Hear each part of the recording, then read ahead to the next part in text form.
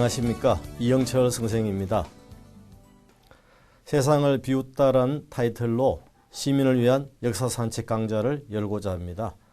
본 강좌에서는 역사 속에서 옳고 바른 길을 가는 것이 얼마나 어려운가를 살펴보고 올곧은 인물의 처세를 조명하고자 하는 취지로 진행하고자 합니다. 오늘은 현대판 음서란 제목으로 시작을 하겠습니다.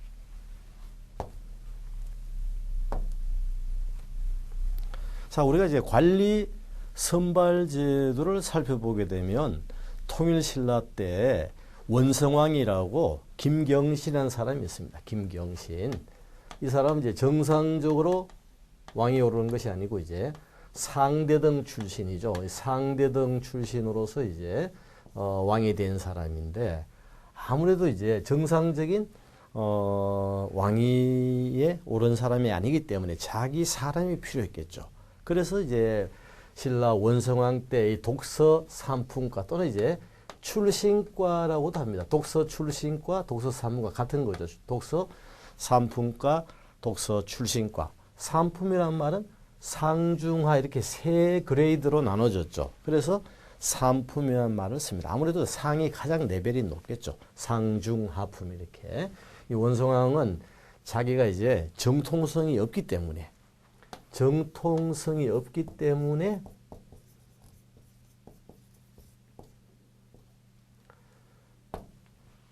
이 레지티머시라고 해서 이제 정통성이 없기 때문에 자기 사람을 많이 뽑아야 된다. 이런 맥락에서 이제 독서 삼품과가 나타났습니다. 정상적인 왕위 계승을 못하는 사람입니다. 그래서 이제 독서 레벨에 따라서 이제 유학 지식이 그 당시 독서 아니겠습니까? 그래서 유교 경전에서 이제 좀 어려운 책, 우리도 왜 지금 뭐 주간 잡지 정도 수준이 있고 조금 어려운 이제 뭐 문사철 인문학 교재가 있을 거 아닙니까? 이런 이제 책 레벨이 있죠. 그래서 뭐 해세 작품만 보더라도 이제 데미안이다 그러면 이제 한 중급이 되지만 유리알 유희다 그러면 조금 이제 상이 된단 말입니다. 그런 식으로 이제 이제 독서량에 따라서 상중하를 나누었고, 그리고 이제 아주 또 특별한 사람은 특품이라고 해서, 그건 이제 삼품하고 또 다르죠. 이건 가장 엑셀런트한 거 아니겠어요? 그래서 독서 삼품과가 이제 삼품이 있고, 상중하 삼품이 있고, 또 특품도 그 당시 뽑았습니다. 여기서 이제 신문왕 때, 원성왕은 신라 이제 하대 쪽으로 가고, 통일 후 문무왕의 장남이 신문왕입니다. 신문왕 때 국립대학이 만들어졌어요. 그것이 바로 국학이죠. 그러면 우리 뭐 학교 다닐 때 졸업시험 같은 거 보지 않았습니까? 졸업시험이 필요했을 것이다. 이런 맥락에서 독서 삼품과가 나타난 것이 아니냐. 이 왕권 강화 목적은 아시겠죠? 정통성이 레지티머시가 없었단 말이죠. 정통성이 없는 상태에서 왕이 됐으니까 자기 사람을 뽑아야 된다. 왕권 강화 목적인데. 그러니까 진골들이 가만히 있겠어요? 저 자식 말이야. 자기 입지 강화하려고 애들 뽑네? 반발했겠죠. 그래서 이제 실패했다는 거죠. 그렇지만은 나름대로 이제 골품제도의 편형성을 극복했다. 이런 점에서 우리가 또 긍정적인 평가도 하는 거죠. 자, 그러면 이제 고려 쪽으로 와서 고려 광종 때 시행된 과거 쪽을 살펴보겠습니다. 이 과거라는 것은 본래는 이제 선거죠. 사람을 이제 선발해서 뽑는다. 선거. 그래서 우리가 이제 과거라는 말 대신에 고려사 같은 책을 보면 선거지라고 나옵니다. 과거지라는 말은 없죠. 지라는 것이 이제 제도를 설명하는 역사서의 한 파트인데, 우리가 이제 삼국시대 관리들 어떤 공복을 입었을까 궁금하다면 삼국사기 색복지를 들어가면 돼요. 지가 이제 제도를 설명하는 역사서의 그 분류 방법입니다. 토지제도가 궁금하다. 경제 파트가 궁금하다. 화폐를 어떻게 당시 활용했을까? 그러면 고려사에서 식화지를 들어가죠. 지가 들어갔죠. 군사제도 궁금하다. 병지, 군사, 병지 들어가면 되겠죠. 제도서 설명하는데 고려 과거 제도에 대해서는 이제 고려사에서 선거지를 들어가면 됩니다. 자, 이 본래 과거는 독서 산문가가 비슷했지만 과거는 아니죠. 과거 전신이라고 보긴 보는데 과거는 원래 중국 수나라에서 이제 선거제가 실시되고 당나라 와서 과거로 명칭이 바뀌었어요. 선거가 과거로 바뀌었는데 후주는 이제 당이 망하고 중국에서 5대 10국이라고 분열 시대가 옵니다. 5대 10국 시대. 여기서 이제 후주가 이제 망했다는 거 아니겠어요? 다섯 이제 대에 걸쳐서 10개 나라가 들어선 시대인데 혼란기죠. 당나라가 망하고 송나라가 들어서기 전까지 중국사가 혼란기예요. 907에서 960 혼란기입니다. 그래서 한 50여 년인데 이때 혼란기 때 쌍기라는 사람이 고려로 와요. 그래서 이제 광씨 왕이 광종이죠. 광종이라는 시호는 우리 역사에서 고려밖에 없습니다. 시호가 이제 고려조선 비슷하지 않습니까? 문종은 고려도 있고 조선도 있고 성종도 고려조선 다 있지 않습니까? 광종은 고려만 있죠. 세종은 조선만 있죠. 고려는 세종이 없지 않습니까? 그래서 이제 광종 때 시행이 되어서 제도가 정비가 되죠. 국왕이 직접 애들을 셀렉션했다. 친시. 그리고 2차 시험도 본다. 복시. 인종 때 완비가 되고 우리 과거는 1894년 우리 역사가 이제 이 갑오 개혁이 어떻게 보면 제도에서 큰 분수령이 되죠. 기존 봉건이 타파되는 것이 바로 우리 그 역사에서 갑오 개혁입니다. 과거에는 경장이라고 했는데 요즘 이제 역사 용어가 많이 이제 요새 고쳐졌죠. 그래서 요즘 이제 갑오 경장이 틀린 것은 아닌데 갑오 개혁이라는 말로 요즘 씁니다. 을미 개혁, 광무 개혁 아닙니까? 경장은 이제 금운고추를 이렇게 이제 조율한다는 말이죠. 경장도 단어 좋죠. 금운고추를 조율한다. 그래야 소리가 정상적으로 나죠. 자, 이 문치주의라는 말을 쓰는데 문으로 다스린다. 문으로 다스린다. 문치. 즉 이것은 이제 문을 높이겠다는 말. 문으로서 다스린다는 말은 문을 높인다는 말이에요. 그래서 이제 지방 호족 세력을 중앙으로 이제 불러들이는 거죠. 왕 밑에 이제 복무케 하는 것이고. 자, 양인 이상이면 가능하다. 물론 이제 당시 상류층이 되어야 되겠죠. 양인들 중에 농사짓고 언제 공부하겠습니까? 근데 제도상은 양인 이상이면 가능하고. 그럼 이 과거 볼 때 개똥이가 얼마나 많겠어요. 그 당시 만만한 이름이 개똥인데 사실 여러분들 고종, 조선 고종도 이름이 아명이 개똥이었다는 거 아시죠? 개똥이. 그때는 이름을 이제 조금 이렇게 좀 천하게 지어야지 무병 장수한다는 거죠. 그래서 이제 개똥이가 많은데 어느 개똥인지 알 수가 없죠. 김개똥, 박개똥 구분해야 되겠죠. 그래서 성씨가 나타나게 됩니다. 그래서 우리가 일반 평민들이 성을 갖게 되는 것이 고려시대라고 했을 때 바로 이제 고려시대 과거가 시행되면서 이제 개똥이가 자기 앞에 성을 적어야지 구분이 될 거 아닙니까? 그래서 성씨를 보유하는 계기가 되었다는 것이고, 이거는 이제 조선 가서도 마찬가지죠. 3년 기준으로 과거를 봤어요. 물론 이제 특별한 시험은 3년이 아니겠지만 일단 정기 과거는 3년 이걸 식년시라고 불렀어요. 근데 고려는 사실 2년마다 봤죠. 경년시가 일반칙이었다. 그리고 3단계 삼청법이라고 해서 한 번 본다고 끝이 나는 게 아니죠.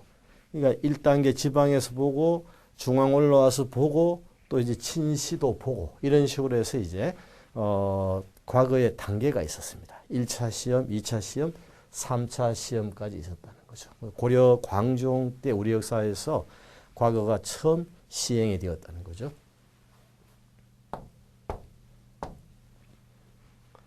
자, 그러면 고려시대, 이 과거는 공채죠. 과거는 공채죠. 공개 선발이지만 낙하산 제도가 있었어요. 그러니까 이게 낙하산 타고 내려온다고 하지 않습니까? 고려 성종 때. 광종이 4대 군주고 성종이 6대 군주인데 성종 때 어떻게 보면 이제 낙하산 제도가 마련된 거죠. 이것은 이제 어떻게 보면 과거는 실력이지만 이것은 가문이죠. 가문의 영광. 집안이 좋으면 할아버지, 아버지 덕에 애가 과거 없이, 즉 실력, 능력 없이 그냥 관직에 나갔다는 거죠. 그래서 이것은 참 조상덕에 공직 진출했다는 제도인데 대단히 어떻게 보면 좀 문제가 있는 제도죠. 자, 가문이 출중하다, 문엄. 특별히 할아버지나 아버지가 뭐 전장에 나가서 공을 세웠다. 역적들을 토벌했다. 그럼 국가가 뭔가 반대급부 메리트 줘야 되지 않겠어요? 그래서 이제 가문 자체가 뛰어나다, 문엄. 그러니까 음서 안에 이제 문엄이 있고 그 집안이 공을 세웠다, 공엄. 이렇게 이제 분류가 되고. 자, 우리가 품계가 정일품부터 시작해서 이제 종구품까지 있지 않습니까? 정일품. 그래서 우리가 이제 여기 이제 또 정종 이렇게 나눠지니까 9니까 곱하기를 하니까 18품계가 되죠. 그래서 뭐 정일품이다, 뭐 종삼품이다 해서 정일, 종일, 정이, 종이 이렇게 나가지 않습니까? 18품계가 되죠. 그런데 이제 고려는 사실 9품계 중에 5품 이상 같으면 거의 한 중간쯤 이상 되면 할아버지나 아버지 덕에 공부 안 해도 실력, 능력 무시하고 공직 진출했다는 거죠. 너무 이거는 문벌에 많이 의존하는 거죠. 어떻게 보면. 그래서 이제 5품 이상에게 혜택을 줬다는 거죠. 그러면 관료들에게만 혜택 줘서는 뭐 불만 또 나오겠죠. 그래서 왕족 후예들. 종은 왕실을 말하죠. 요 종자가 여러분들 왜 종친 그러지 않습니까? 종친. 우리 왜 종신에 간다는 말 쓰지 않습니까? 그럼 사실 요즘은 이제 과거 자기 집안이 왕실도 아닌데 요즘 이제 종신에 간다는 말을 많이 하는데 종신에는 원래 이제 왕실 집안이 종신 아닙니까? 그러니까 사실 전주 이씨라든가 뭐 밀양 박씨라든가 이런 경우는 경주 김씨라든가 과거의 왕족이었죠. 종신이 되겠지만은 뭐 왕실이 아닌 집안이 뭐 종신에 간다 그러면 그거는 논리상은 모순이죠. 요즘 이제 자기가 뭐 잘 나간다고 생각하면 다 종친이라고 부르니까 공신 후손들, 5품 이상 고관 자손들, 그래서 낙하산을 타고 조기 진출했어요.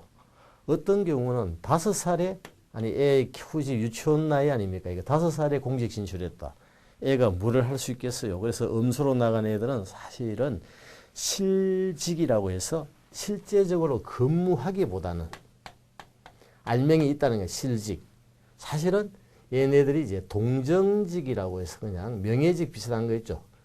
근무를 사실 하는데 이제 거의 허직 수준. 알맹이가 있다, 엠프티하다, 텅 비었다, 허직.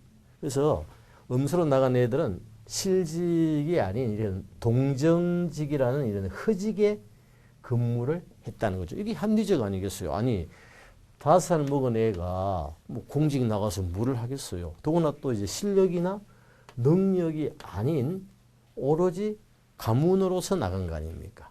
그러니까 실질적으로 공직 근무가 좀 힘들었다고 볼 수가 있겠죠. 자, 그러면 고려 음서가 조선은 그나마 우리가 좀 실력 위주 사회라고 어떻게 좀 알고 있지 않습니까? 그래서 우리가 고려를 말할 때는 고려는 문벌이란 말을 씁니다. 가문이 중요하다는 거 아닙니까? 고려는 문벌 사회인데 우리가 조선을 말할 때는 그나마 조선은 양반이라고 해서 조선은 양반은 이제 직역, 성취 이런 개념이죠. 직역 개념, 성취 개념. 그러니까 실력으로서 자기가 당당하게 공직에 진출이다. 직역. 내 직업이다 이거야. 문반과 무반. 물론 양반 단어는 고려부터 있었던 겁니다. 양반이라는 조선시대에 처음 한 단어가 아니죠. 양반 단어는 고려시대부터 있었습니다. 반이 2개면 2개니까 양반이죠. 반이 2개니까 아빠, 엄마, 부친, 모친. 그러니까 친이 2개니까 뭡니까? 양친이죠. 그래서 문반, 무반이라는 양반 개념은 고려부터 있었지만은 직역 개념으로서 내가 이제 과거를 봐서 성취했다, 따냈다. 문반, 무반. 이 개념은 조선에 와서죠. 그래서 고려는 집안이 중요되는 문벌이고 조선은 이제 실력이 중시되는 양반입니다. 근데도 공부 안 하고 공직 진출한 음서는 여전히 좋죠. 누가 공부하고 힘들게 하는 것보다 아무래도 이제 그냥 할아버지나 아버지 덕에 나가는 것이 좋지 않겠어요. 그래서 조선도 실력 위주 사회지만 여전히 음서는 진행형으로 ing 진행형으로 있었다는 거죠. 단지 이제 고려가 폭이 이렇게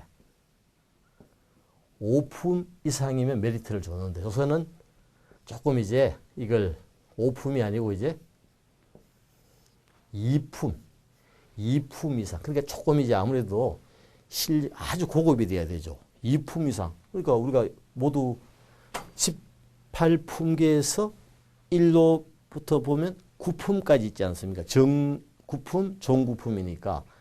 그러니까 여기서는 5품 이상이면 음서 혜택을 받았지만 여기서는 이제 2품 이상이니까 그만큼 고려보다는 조선이 실력이 중시되었다는 거지만 여전히 음서가 없어졌다는 건 아니죠. 그래서 이제 조선이 상대적으로 실력 위주 개방사회는 맞지만은 여전히 공부 안 하고 관직 진출하는 음서 제도는 유지가 되었다는 거죠. 그렇지만 음서 혜택 받은 경우도 이제 취재라고 해서 또 이제 한 단계 또 시험을 간단하게 거쳐야 돼요. 그래서 이렇게 약간 규제를 했습니다.